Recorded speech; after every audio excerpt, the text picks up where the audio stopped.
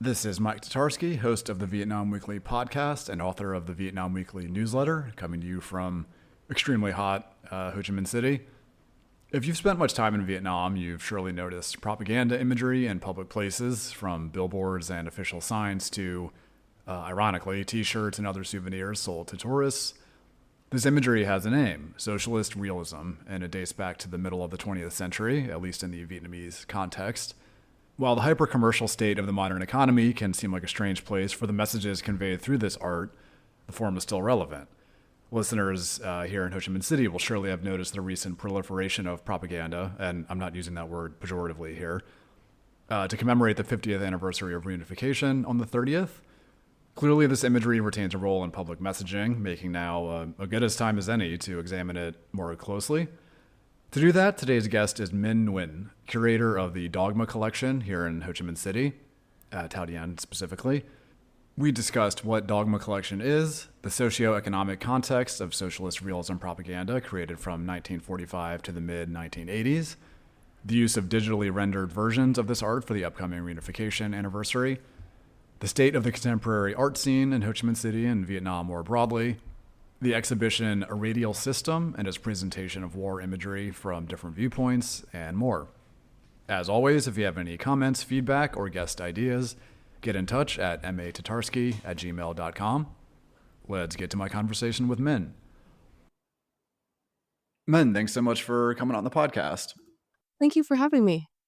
Yeah, so a few different topics to cover today, but I thought we could start. I mean, I did introduce you briefly beforehand, but I thought you could probably do a bit of a better job about sharing briefly kind of what you do and relate it, and then what is your work with Dogma Collection, and what that is exactly. Sure. So I'm the curator at Dogma Collection. Dogma Collection is an collection and exhibition space in Thao Dien D2. The collection has existed much longer than the exhibition space. It's been around since the 90s, collected by a businessman named Dominic Shriven. It mainly focuses on socialist realist and propaganda art, but we also look at contemporary art, looking at art production and connecting the relationship between historical art production and artists working today. And a few weeks ago, you were in town, and you kindly invited me to visit. Which there's also an exhibition space, and there's a great exhibition on right now, which we'll talk about a little bit later. But the collection is fascinating, as you mentioned, socialist realist art and propaganda.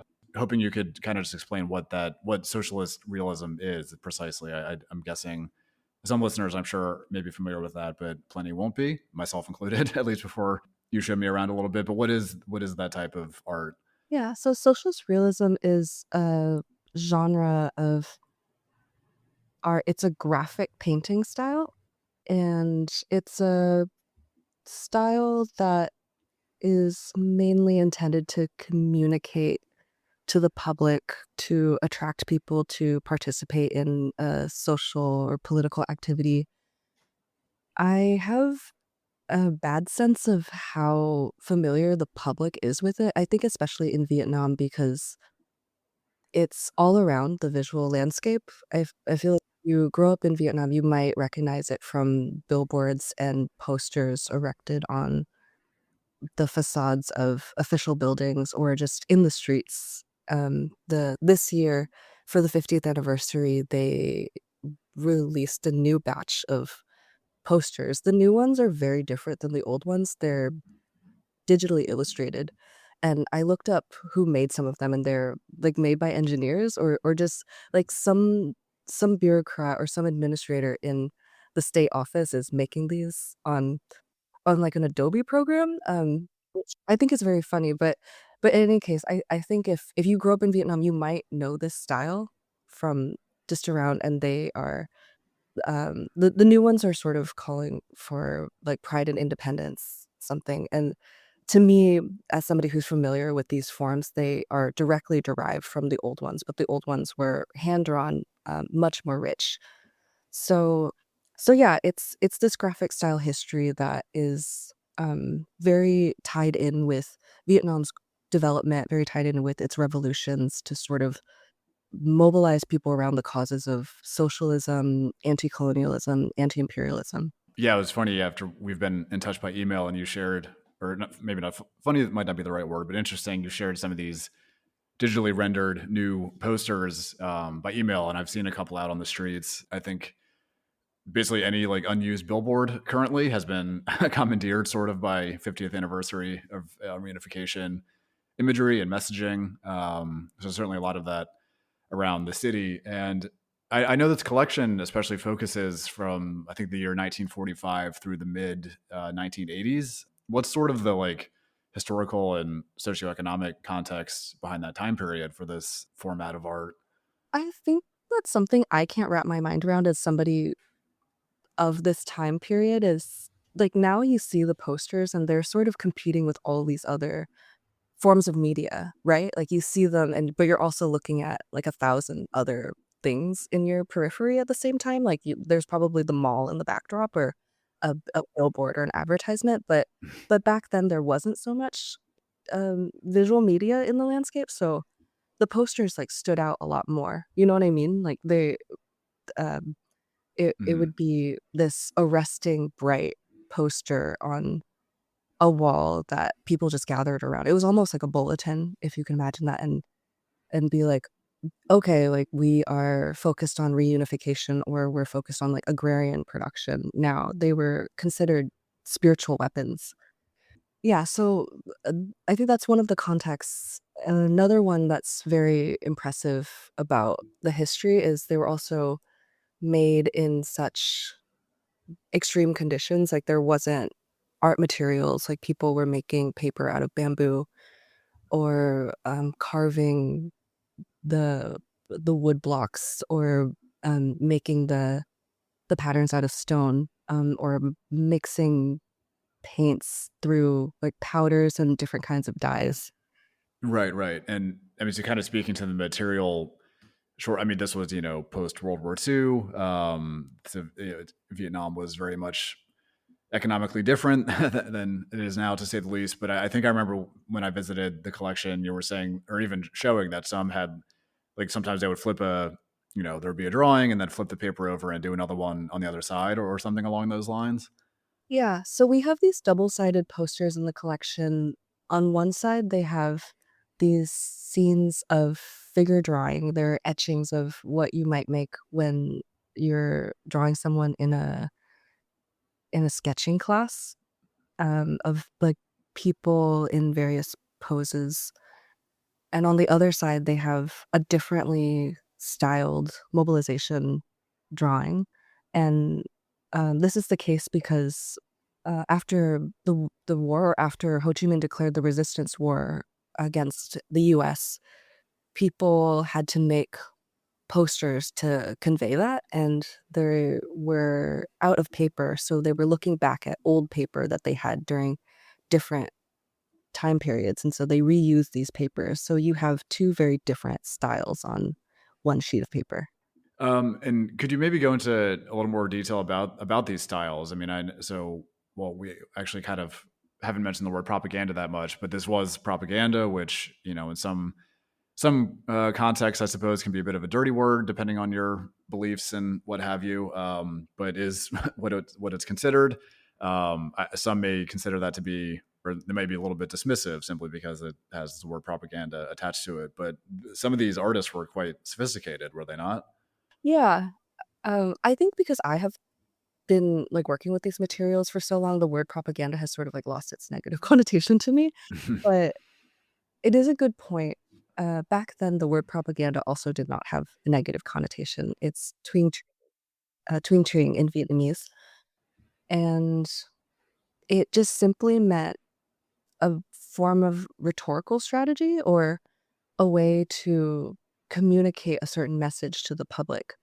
I think it also has a negative connotation in the context of contemporary art because contemporary art is sort of seen as ideology free, or like the idea of persuading someone or having like a political agenda can sort of be seen as a negative thing. But I think what's interesting about the study of propaganda is that a lot of it formed actually to respond to what they thought was propagandistic. So what I mean by that is a lot of these materials and a lot of these posters were formed to circulate as counter media, because they felt like the dominant Western media at the time was portraying things in a way that they thought was propagandistic or they thought was wrong. So they wanted to make work that responded to it, that could communicate with people about, again, imperialism or colonialism or bourgeois bourgeois thought. There was a lot of debate in the 40s and 50s mirroring the Soviet Union's conversations and mirroring China's revolution about how to fight against bourgeois Western ideals. And so that's sort of the context in which these materials came out of. And I mean, speaking of propaganda, I mean, it's not surprising, I suppose, that there would be state involvement in this form of art and the production. But what was the role of the state within socialist realist art? Yeah, I guess one more thing that I would add to the last question is the name of the collection, Dogma. I have always thought it was fun and cheeky and provocative in the same ways that I was just explaining, in that dogma is also a word with a negative connotation, but like propaganda, sort of just conveys like a notion of truth or persuasion. And, we're called that, but obviously we don't think these things are dogmatic, um, to the point of dismissing them of study. We are taking a lot of care in preserving them and preserving their history. So that's also sort of like a play on words that hopefully encourages people to think about these very concepts of dogma or propaganda. But to your question about the state involvement, not all socialist realist history is state involved, and I think that's also what's interesting about this genre. Vietnam's is, and most of it is, because a lot of it relied on sort of state centralization and infrastructure. So in the Vietnamese context, you had a situation where after the August Revolution and the Viet Minh was sort of building out this whole communist infrastructure, they also devised art and eventually film programs as part of the media wing, because they needed to convey all these messages to the public, and they needed to do so in a way that transcended class and literacy and sort of like rural divides. Mhm. I mean, it's really interesting compared to today, where artists and the state are not as integrated, and there aren't as many state produced programs for art making as there was in this time. And as mentioned, I mean, the collection at Dogma, I guess, I think runs through kind of the mid '80s, which of course is right around the time of Doi Moi and the beginning of the economic transformation that kind of turned into modern Vietnam. Why did why did this kind of taper off in the '80s? I mean, I guess it makes sense if the economy was starting to grow and open up. But what do you know about that? I don't know specifically why, but I would guess it just had to do with the turn towards privatization. Like, I feel like you see that in contemporary art now, or in, yeah, in the circumstances around art making now, it's a lot more privately funded. I mean, including our collection, which is a private collection. I think it was just deprioritized. I think the state just had different priorities that were more oriented around economic growth and enterprise. And yeah, maybe like the messaging wasn't as um, necessary or urgent to them, because like I was saying, in a lot of these periods, it was like they really needed to convey certain messages like reunification or economic growth. And I think after Doi Mai, it was just like we are prioritizing other things now. And you mentioned contemporary art, which kind of leads to my next question of here in Vietnam or Ho Chi Minh City, especially, and Hanoi as well. You know, there is a relatively vibrant art scene. A few well established galleries, or at least well known galleries, some up and coming artists, some very highly regarded artists. But I think for certainly for a city the size of Ho Chi Minh City, perhaps not quite the scale of an art scene that you would maybe expect. But how do you kind of assess the contemporary art scene? I guess specifically in Ho Chi Minh City, but also Vietnam more broadly. It is extremely vibrant right now. It becomes more vibrant every time I go back. I go back and forth between Vietnam and the States, more often now for this position, but, like, even every year, it's sort of, like, growing in front of my eyes, and I feel like you can see that in a lot of different sectors. Vietnam is just growing so rapidly. I think that one of the issues is there isn't enough, like, cataloging or historicizing or just sort of, like, safekeeping of all of the different initiatives that are going on. I mentioned that a lot of the art initiatives are privately funded. I also think this sort of poses an issue with, um, ulterior motives or interests or even just sort of fickleness. Like, you have Vin Group starting a contemporary art center, which has been running for a while, and on the one hand, it's completely fine that they're supporting the arts, but, with things like that or when actors or patrons that don't come from the art world support things like that, there's always a risk that they could change their mind or always a risk that, there's some motive behind it that you might not be aware of. It's also very precarious. Like, in the last couple of years, you also have these huge institutions, like the Factory Arts Center in Ho Chi Minh City closed down, and then in Hanoi, there was this huge contemporary art center called The Outpost that also closed, and um, actually, in Saigon, you also have San Art, which is one of the first independent art spaces in D4. It also just closed down because of the death of its founder, Dinh Q. who is one of the most famous contemporary Vietnamese artists. I don't know if you heard about that, but he passed a year ago. Yeah, yeah, I'd met him a couple times. That was a quite the blow from what I gathered. Oh, you met him. That's amazing. Yeah, I mean, I didn't know him well or anything, but we had met a couple of times. It was very sad to see of his passing. Yeah. Well, I don't know if you knew that the art space just closed down. They just announced it this week, but um, Oh, damn. yeah, it's horrible, and in that case, it is, tied to the sudden death of its founder, and this is kinda what I mean by its scary precariousness, because you see whole institutions that meant so much to the community and to so many people and has been written in art history as, again, one of the first independent art spaces get shuttered because of the passing of one person, and so I don't have the answer, but I think that, like, those kinds of things need to be solved. Like, a whole institution can't depend on one or, like, a handful of people. Yeah, I mean, hopefully that can change eventually. I mean, I see certainly some parallels to like the live music scene here, which has had some good venues come and go over the years, and not really a whole lot replace them. I mean, you'll see some big shows with like K-pop groups or something promoted by big corporations, but not exactly a thriving indie scene, for lack of a better word. But hopefully, some work can be done on those in the future.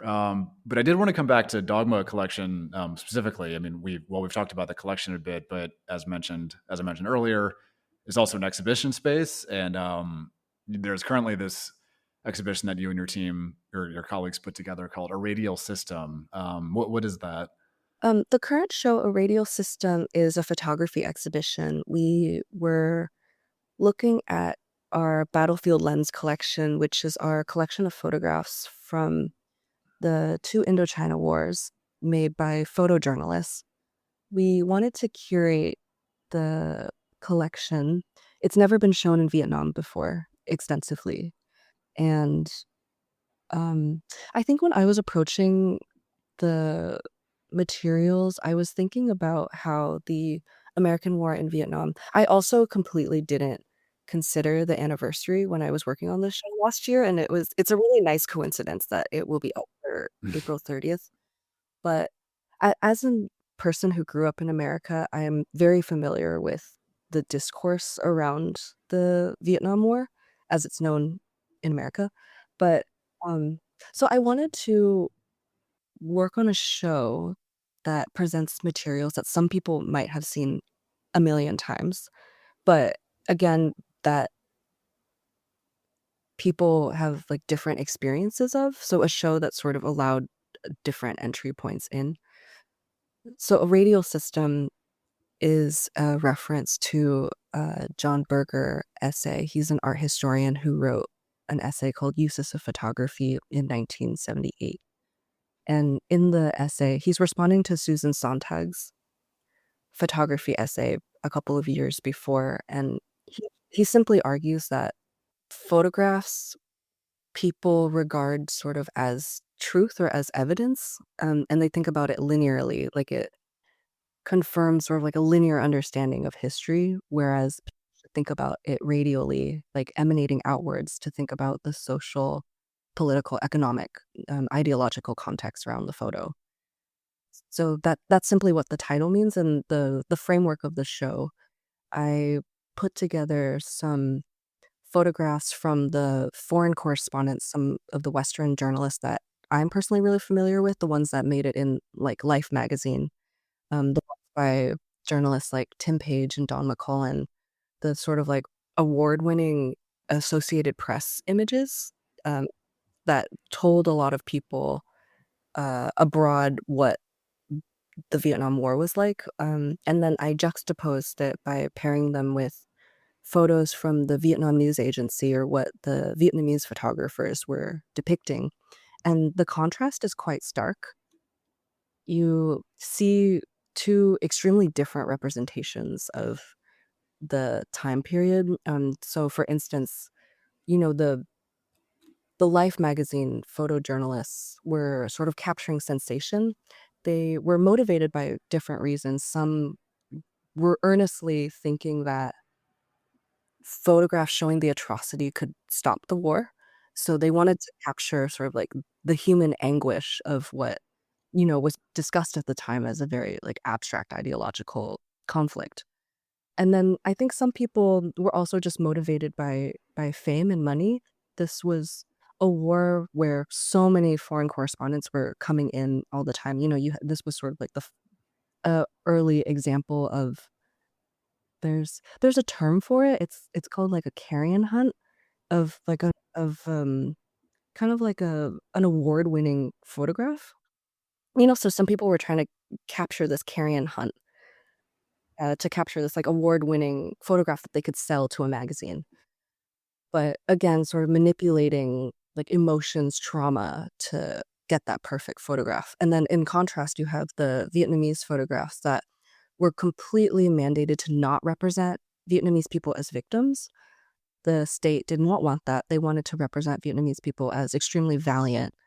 And they also wanted to sort of like sideline or diminish the destruction of the country at the time. So you have these like very uncanny images of gorillas in the forest, like dancing and laughing and like they're picnicking. And you have these alternative newspapers that we also displayed in juxtaposition to the Life magazines that the propaganda newspaper agency was making that was called like the New Spirit of Construction.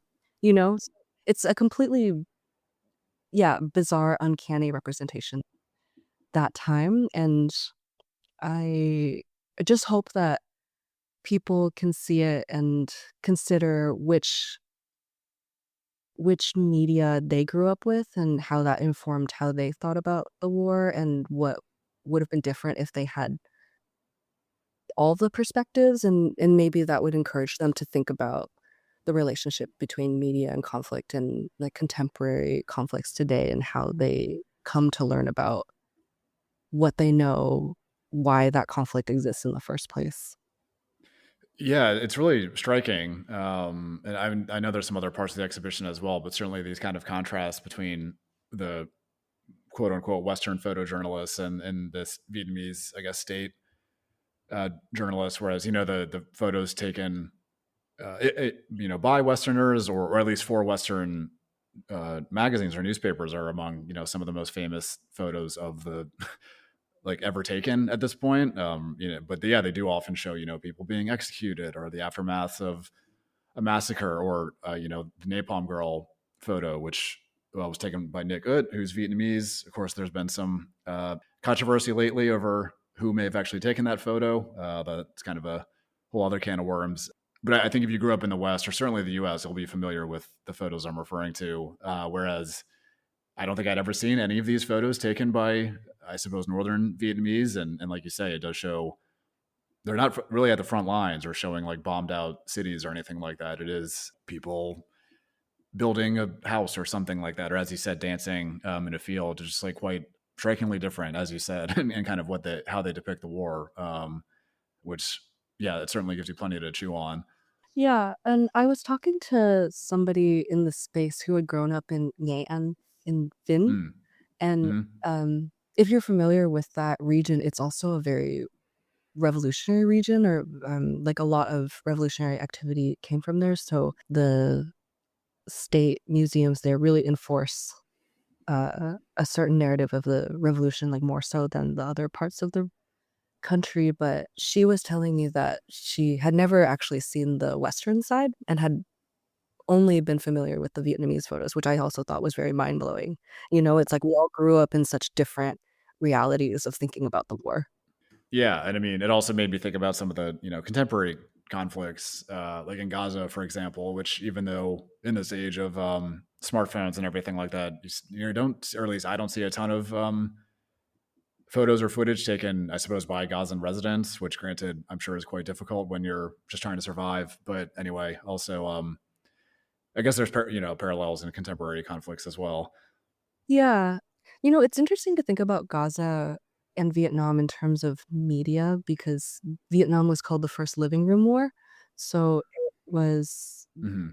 the first instance in America where these images were being projected onto TVs every night or like televised shows. And, you know, it was like beaming directly into people's living rooms as they were eating dinner. And also with Life magazine in the 70s, they published the first like 12-page full color spread of um like what reality was like in the war, and at that time that was unprecedented.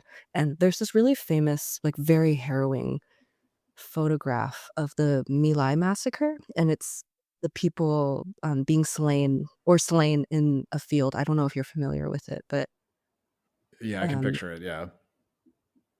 yeah, and that was printed, I believe, in Life, and after that was printed, there was I I can't remember the specific number, but it was worth, like, 50,000, letters to the editor from it, and if you can imagine, like, in the '70s of people, like, writing into a magazine, that's quite a lot, and, like, that sort of, like, broke their, like, circulation too, so, and if you compare it to now, people are calling Gaza, like, the first live stream genocide, which I think is like a horrible phrase, but it just sort of like in terms of media and like how people are learning about like conflicts from afar, you know, like places that they've never been to, how they're learning about it and like what immediate things they're learning about it. Well, so you mentioned this young or woman, I suppose you spoke to from Yan. How's the reaction to the exhibition been more broadly?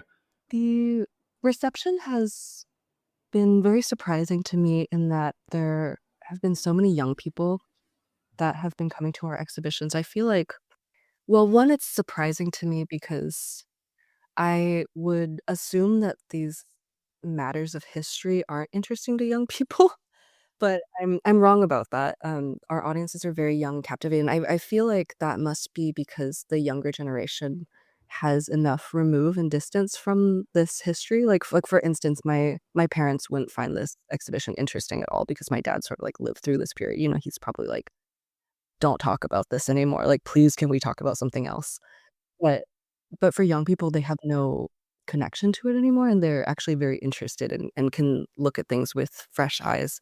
I think I'm also surprised because, Vietnam is a place that upholds its memory culture quite well. Like, these materials are in a lot of state museums, and we have great state museums.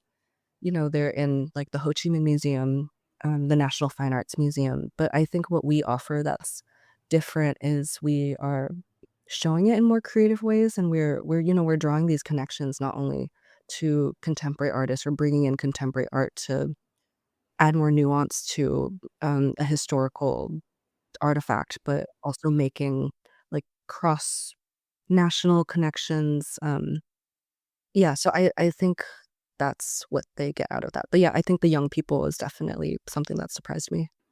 Yeah, I mean, I guess I'm seeing more and more of that here, at least in some of the coverage of. You were asking before we started recording how it's going with the preparations for the anniversary on the 30th, and there's been a lot of coverage in local media about how young people are just like fully embracing, going dressing up in Ally with national flags and going to historic sites here in Ho Chi Minh City. I imagine in other parts of the country as well. And I've certainly seen plenty of groups of younger people and older people around town recently, where with the entire group in red T-shirts with a yellow flag on them, or non-law with that design as well. So there certainly seems to be, well, patriotism, I suppose, or pride, but certainly interest in this as well. Interesting. Yeah, yeah, and I guess just another question or two. But so we talked at the start, or you talked at the start about this new collection of government art, again digitally rendered. But and, I mean, you did speak on it a little bit. But personally, I mean, how do you kind of feel, I suppose, about this reference to the past being used in a contemporary sense? I think like the current posters are just so funny to me because they're so crude in comparison to the historical materials. And I think just from that perspective, it's hard to describe these posters if you haven't seen it. And I hope that people will look at our website or go visit our collection in D2 if they're in town, because it's just kind of hard to describe like how visually complex and beautiful they are. But Hmm. I think it also was a time when there was a lot more thought put into these kinds of visual messaging, and a lot more pride. Like I said, I looked up who was making some of them, and I don't think they're artists. I think they're somebody in an office, which it's funny. I feel like they might even be like looking at the original posters and like tracing them because I just recognize the exact composition of some of them. But for instance, like you, two of the most famous propaganda artists at the time were Min Fung and Yung En. And Yung En one year was making these posters about the maritime resources. So to create the posters, the state sent him on this trip to the fisheries bureau to spend time with the fishermen, work among them, sketch them, and then from that he produced the posters. And Min Fung is an artist whose works we have a lot of, and she specializes in depicting sort of like the indigenous heritages of Vietnam. That's one thing that I think is really distinct from the Chinese or Soviet styles too, is there's a lot of depiction and incorporation of indigenous patterns into the posters. And she drew a lot of minority ethnic groups. She painted a lot of women. She painted a lot of naturalistic scenes and things focused on agrarian production, like different crops, like soybean crops, and like incorporated the patterns of the soybeans into into the background of the drawings. They're really remarkable drawings, and they have like 12 colors on them. So I think just from a visual perspective, it's just so silly now. And I mean, there's also this like larger silliness about the posters that had once originated from this mission of socialism and anti-colonial and anti-imperialism used for like purely nationalist purposes. But well, Yeah, I mean, it's been interesting to see. Again, you also kind of referenced this at the start of the episode, but it is a bit anachronistic seeing some of this imagery in the contemporary setting of Ho Chi Minh City. I mean, I took the metro into District 1 this morning, and there's one post or billboard that just has Landmark 81, the huge modern skyscraper behind it. Then another billboard was like right next to an advertisement for BYD, the Chinese electric vehicle company. So yeah, and it's just like, I mean, this isn't a criticism for me, but it is just like they kind of stand apart from the modern urban fabric, I suppose. yeah, that's so funny. It has the landmark in it. Not in the picture, but it's like it's right behind. Like the building itself is like a little bit behind the billboard, so it's just like quite the visual Oh, contrast. I understand. That's so funny. I was like gonna freak out if they drew the landmark in No, it. no, it seems like Reunification Palace is the main building in most of them, which is sensible. To that observation too, I also feel like that's why the public, from my sense, doesn't find this material interesting is I think that if you associate socialist realism poster, if you can call them the socialist realist anymore, which I don't think you can, but that genre, if you associate that with the ones that you see today, they're just not that interesting. You kind of just see them as like state clip art. But I think for me, I'm like, if you look back in these materials, they're like really amazing artistically.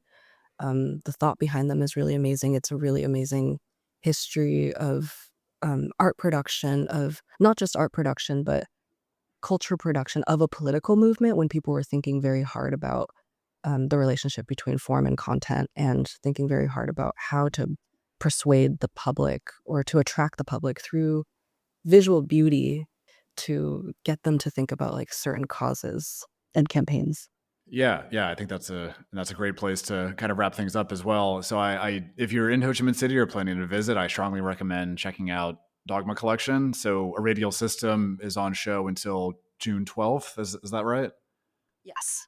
Okay. Yeah. So until June 12th for the exhibition we just discussed, the collection is there as well. But I'll include a link to Dogma's website in the show notes so people can learn more and see some examples of the art we've been discussing. But yeah, Min, thanks so much for coming on, and thanks so much for the kind invitation to visit the collection a month or so ago as well. That was really enlightening. I was happy to see it. So again, strongly recommended for people to take a look. And thanks again.